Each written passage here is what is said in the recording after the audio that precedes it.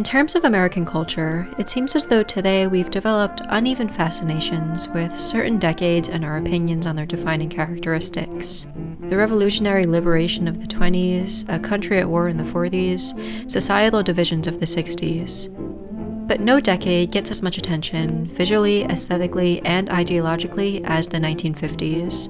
We've spun figures like Marilyn Monroe and Elvis into romanticized, distorted, nearly mythical versions of themselves, leaving their contemporaries from other eras, like wildly famous silent film actress Clara Bow and one of the most photographed women of the Edwardian era, actress Lily Elsie, largely forgotten by popular culture.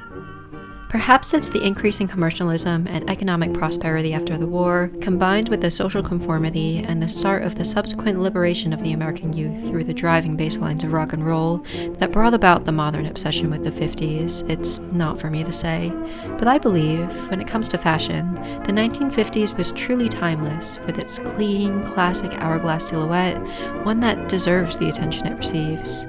Couture houses like Dior and Balmain exemplified refinement and elegance, being to 1950s fashion as Charles Worth was to the 1890s, but it's hard to ignore the environment they operated above, one they certainly aided in driving. Commercialism hit the clothing industry as well, and while its roots lie squarely in Victorian industrialization, the 50s brought about a new phase of the fast fashion industry, following the established pattern of increased mass manufacturing and introducing cheaper, more convenient synthetic fabrics like acetate and nylon into common use. We're going to sell stockings of Agilon yarn to millions and millions of women from coast to coast through repetitive selling and exciting TV commercials. To the average person of the 50s, the future of clothing looked bright.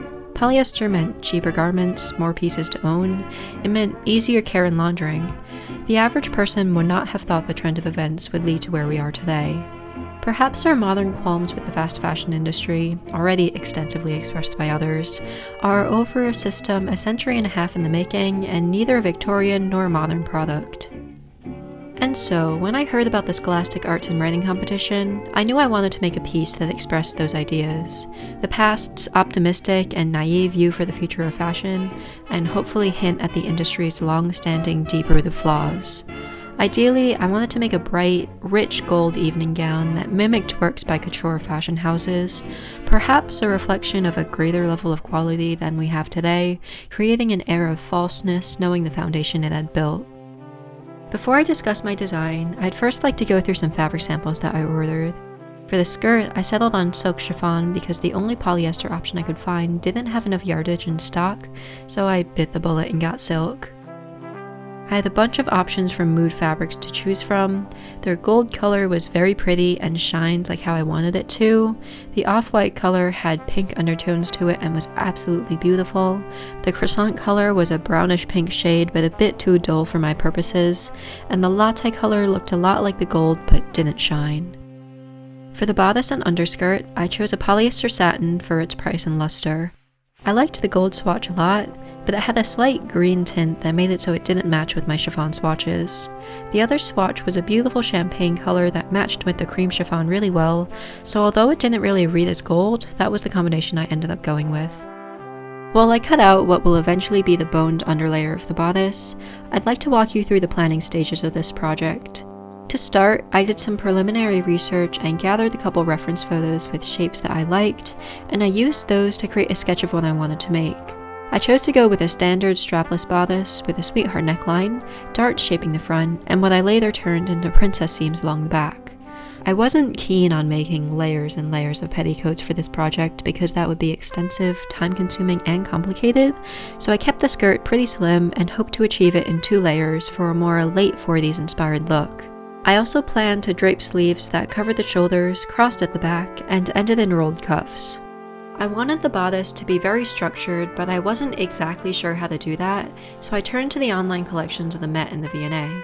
I was looking for photos of the insides of gowns from the period, and I did find a couple that essentially showed corsets made of stiff netting, some being attached to the gown, and some being made separately and worn underneath. Most of them had bones at the center front, side seams, and side backs, with a zipper at the center back. They also had cup seams, making them a bit different from traditional corsets. I couldn't find the netted stiffener, so I settled for the stiff cotton twill coutil you see me working with now. It's a common fabric for modern corsetry, so I figured it was ideal for my purposes. I chose to omit the cup seams found commonly on the couture gowns, so that the outer layer would have as much support as possible, making the pattern for both layers the same. I drafted it for my block pattern, which is a basic pattern that fits me perfectly, and it was super simple to do. I just moved all the fullness in the front piece into the 2 bottom darts and traced the neckline I wanted all the way around, continuing the darts on the back up to the top edge to create princess seams.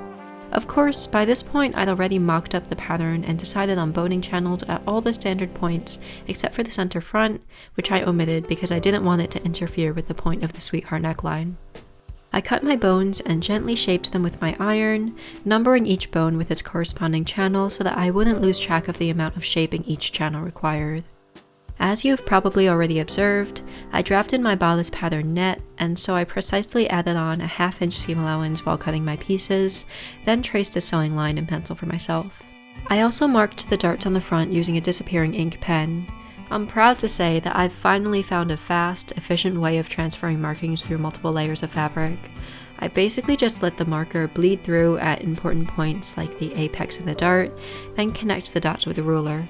Not the most historically accurate, but when you have a sewing pattern with 15 dots to transfer on a single pattern piece, I'm willing to make sacrifices. So here are all my lining pieces: the bodice front cut on the fold, the 2 side backs, and the 2 center back pieces that are separated by the zipper. This is the first project that I tried to be consistent at basting every seam, as you're supposed to do, even things like darts that I'm doing now. My overall impression is that basting is best done by hand on finicky seams or with finicky fabrics, and that machine basting, which is what I did, is not nearly as helpful and the stitches are a pain to remove. So in the future, I'll definitely be utilizing basting more, but not nearly as excessively as I did in this project. And I gave the same treatment to the bodice seams as I did to the darts. If I remember correctly, I did make very slight adjustments to the fit after basting, but overall it fit really well thanks to the mock-ups I did. For my proper seams, I used a pretty small stitch length because I heard somewhere that one of the signature quality points of historical corsetry was a fine stitch length. Again, this isn't quite a corset, it only extends slightly past the waist and there are only 6 boning channels, but I figured it couldn't hurt. Speaking of basting, at this point I was able to pin the twill tape onto the right sides of all my seams in preparation for basting, then sewing. The boning channels will be laying on the inside of the garment, facing my body and not in contact with the outer layer of fabric, because I was afraid you'd be able to see their outlines on the finished garment. So I tried to let the fabric hold its curved shape while I pinned the twill tape, so that it would be laying as smoothly as possible. I then basted over the tape in a pad stitching-ish pattern. While I have some time to fill, I don't know if you guys have seen this, but I've been noticing a lot of people wearing varsity sports jackets, like, you know, the sort of thing that bullies wear in 80s movies. I have to say, this is one of the first trends in years that I actually feel compelled to participate in because I think it's so cool. Of course, most people wear black ones, but I like the other colors, especially maroon. I think I'll have to get myself a vintage one, embrace the 1950s teenager aesthetic, maybe with the straight cut cuffed jeans, put pictures of Elvis on my wall and stuff. I actually have a picture of Dion on my wall that I drew. Guess that qualifies as 50s. Anyway, after basting, I went through and carefully sewed the tape on either side, creating a channel, again with the tiny stitch length. At this point, I tried it on and thought that the bottom edge extended a little too far past my waist for the way I was planning on constructing it, so I cut off about 1/2 inch. I then inserted the numbered lengths of boning and trimmed them more precisely to size, keeping in mind the 1/2 inches of seam allowance on the bottom and top that I had to subtract from the measurement. I also rounded the corners of the bones, even though they were quite flimsy and not very sharp. I sealed the bones within the channels with a couple of lines of stitching on the top and bottom, and I was finished with the underbodice. The logical next step was to create the satin underskirt that was going to provide a modesty layer for the very thin chiffon. I first had to work out the pattern, which came originally from a 1940s 10-gore skirt pattern. I combined some of the panels to create a 5-gore skirt, which consists of a front piece, 2 side pieces, and 2 side back pieces with a seam down the center back. I'll insert a picture in case you're unfamiliar. I also extended the panels to be floor length, of course. One of the things I wish I'd done differently with this dress is adding a bit more volume to the underskirt. Being a 1940s pattern, it sits very smoothly across the hips and doesn't create the more rounded 50s silhouette or flare out as much as I wanted. I'd originally considered adding some hip padding to the dress, but the shape of the skirt rendered that impossible. I guess I could have interfaced the hem with something to give it some more structure, 1890s style, but it may have looked off without the 1950s hip shape. It's okay, the dress just looks a bit more 1940s than what I hoped. Now that my skirt has been seamed together, I can begin on the outer layer of the skirt, made from silk chiffon. This is another pattern that I drafted myself, though it was really easy to do. I multiplied my waist measurement by 1.75 so that I would have some extra fabric to gather, getting approximately 43 inches, then calculated the radius of a circle with 43 inches as the circumference. I then added that measurement of around 7 inches to the length I wanted the skirt to be. Then I cut a massive semicircle of paper with that measurement, 47 inches, as the radius for my pattern piece, marking a smaller 14-inch semicircle in the center. Hey, maybe geometry class was useful for something after all. I cut each half of the skirt from the chiffon single fold as to not disrupt the grain so much, although it was pretty much impossible with the slippery fabric. As you can see, the fabric drapes beautifully, and I couldn't wait to make it up into the skirt.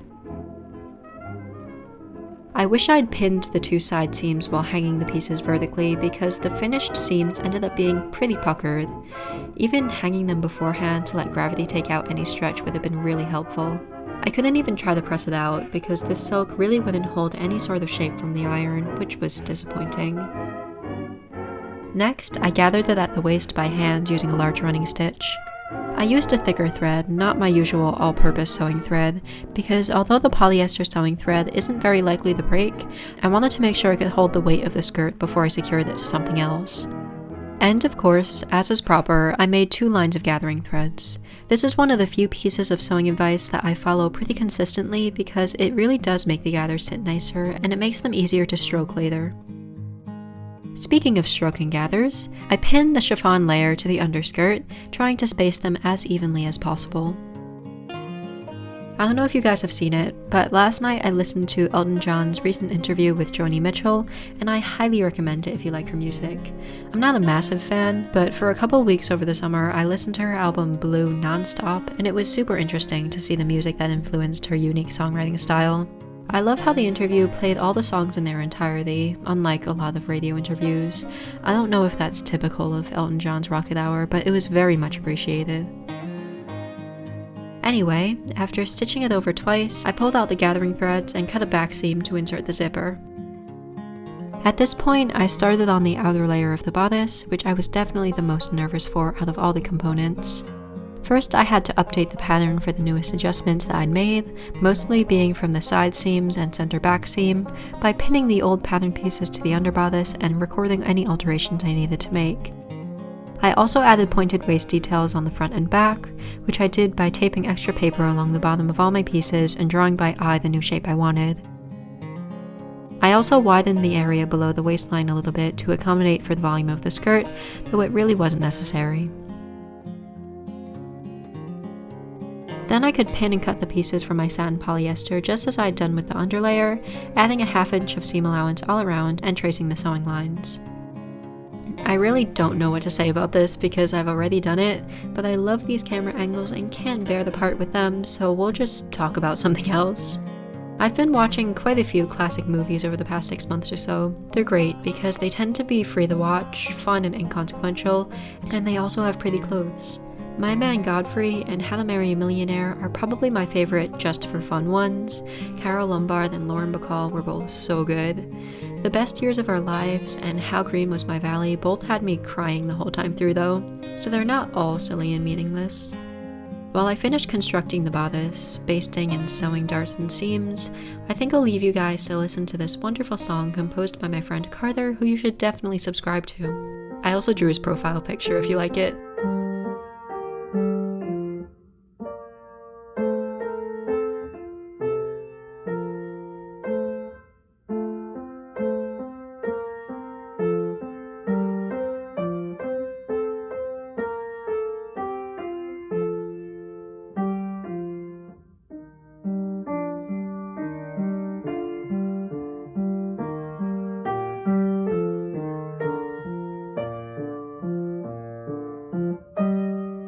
Before starting this project, I made a super basic 1/3 scale dress form from a scaled down version of my block pattern, which I planned to use to drape the sleeves.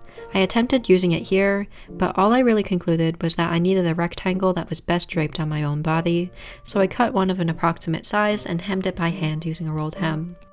By the end of this project, I became quite familiar with rolled hemming because I had to do the entire length of the hem, approximately 9 yards. At this point though, I'd only just begun my rolled hemming journey. After that, I pinned the rectangles to the bodice and draped them over my shoulders. It took many attempts to get it right and was very difficult to do on myself.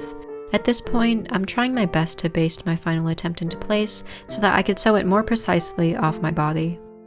It doesn't look nearly this good on the final product, mostly because I couldn't baste very accurately or carefully and it got pretty distorted when I took it off, but I didn't bother fixing it because I'd spent so long on it already. If I had the dress form, it would have been 1,000 times easier, and trust me, I tried pinning the bodice onto pillows and such, but I really needed a human body. A dress form is definitely on my list of projects to get to. I'm smaller than the smallest size on the store-bought ones, and vintage or theatrical forms have different proportions than me, even if one of the measurements may be the same, so I'm kind of forced to make one myself if I want one, unfortunately. Honestly, the dress peaked at this point in terms of neatness and everything is all downhill from here. Now that I had the sleeves figured out, I was certain that I wanted to stitch them into the top facings, so I could begin cutting out tracings of the tops of my pattern pieces.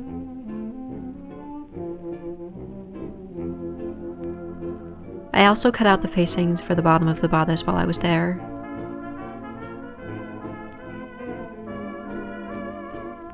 Then I could sew the facings together and stitch them onto the bottom edge.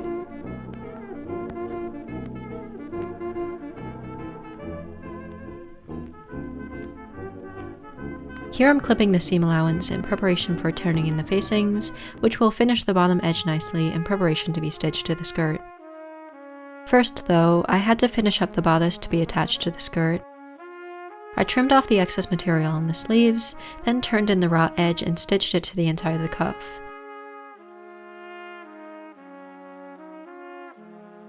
I wish I'd done everything on the sleeves a little more neatly because they're quite messy on the final piece, unfortunately. Then I stitched on the top facing and the outer layer of fabric, inserting the sleeves into the seam as well. They also finally closed the top of the boning channels. Then I clipped off any extra material from the seam and clipped the curves to try and coax it to lay as flat as possible. The material was quite thick and the polyester really wouldn't hold a press, so I edge stitched it, sewing the seam allowance from both pieces to the facing.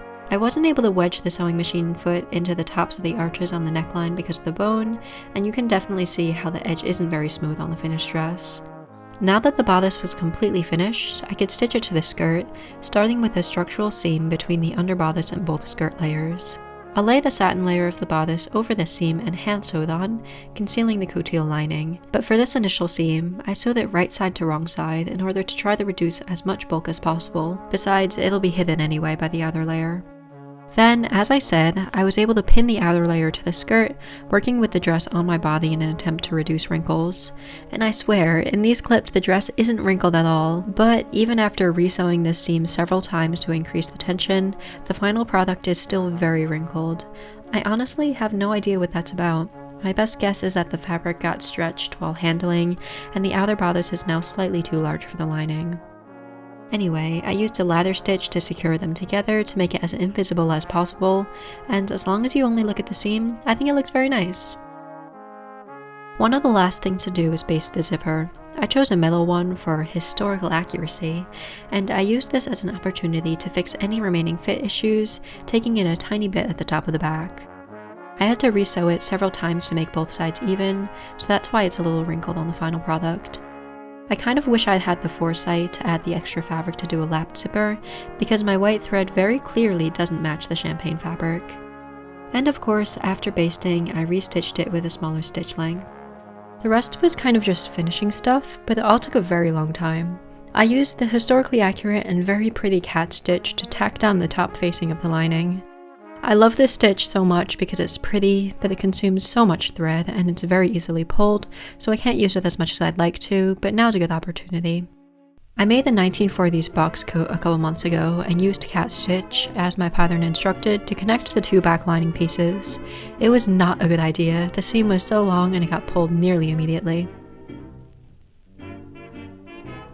After that, I went through and pinked the skirt underlayer seams. I didn't expect the seams to get a ton of wear, but I wanted to make a nice quality garment. As per instructions from a 1940s sewing book, I made hemming the underskirt like 3 steps longer than it had to be for something that would barely be seen. First, I evened out the hem with the help of my mom, very grateful for her help. Then I removed the pins and basted the edge up by ½ an inch so that I could run gathering threads by hand over each gore. I could then ease out the extra volume neatly and easily while I turned up the hem. And I pinned this in place so that I could cat stitch it together, which I unfortunately didn't catch any footage of. Thus began the longest part of this project, spanning 2 months of, albeit not very consistent, work, hand stitching around 9 yards of rolled hem. To be fair, I got pretty fast and my rolling got neat enough where I could make the stitches quite large, but it still took a very long time. I was getting pretty tired of this project by now, so while spending only an evening a week on hemming, I worked on other things, including making 2 dresses and putting out a video, and also working on other projects off camera. Even now, about a month after I finished, it feels great to have this weight off my shoulders and the largest sewing project I've ever undertaken, finished to quite a satisfactory standard. I really wanted to add a tag that mimicked vintage clothing tags to explain my idea and inspiration a little bit more. My project's name was Dreams in Hindsight, kind of looking back at the history of the fashion industry from our own wiser but disenchanted perspective today. I also added size standard and keep away from flame to show I was referring to the flawed fashion industry, and proudly made in the USA, alluding to its history and how we've created it ourselves. And I'm just doing this on a piece of coutil that's had its edges basted down, using a split piece of yarn because I didn't have any red embroidery thread. Again, I'm using the cat stitch to secure this down.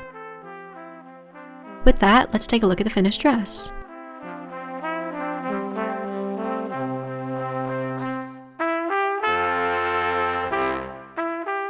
Though it's a far cry from the actual couture gowns of the 1950s, I'm really happy with how this dress came out, considering my novice sewing experience. If I were to do this again, I'd definitely let things hang before sewing them to maybe reduce on the amount of wrinkles. I'd also get a dress form to drape the sleeves on. Perhaps I'd also add a couple more bones and maybe extend the underbodice to be a bit longer.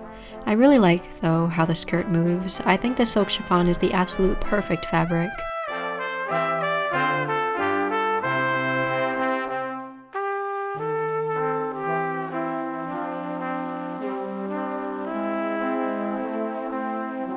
I really do think this was my best work, and I'm proud to submit it to Scholastic Art and Writing. And if you enjoyed the video, I encourage you to subscribe for more vintage sewing, knitting, and crochet, as well as fuzzy sock plushie tutorials. I'll see you guys next time!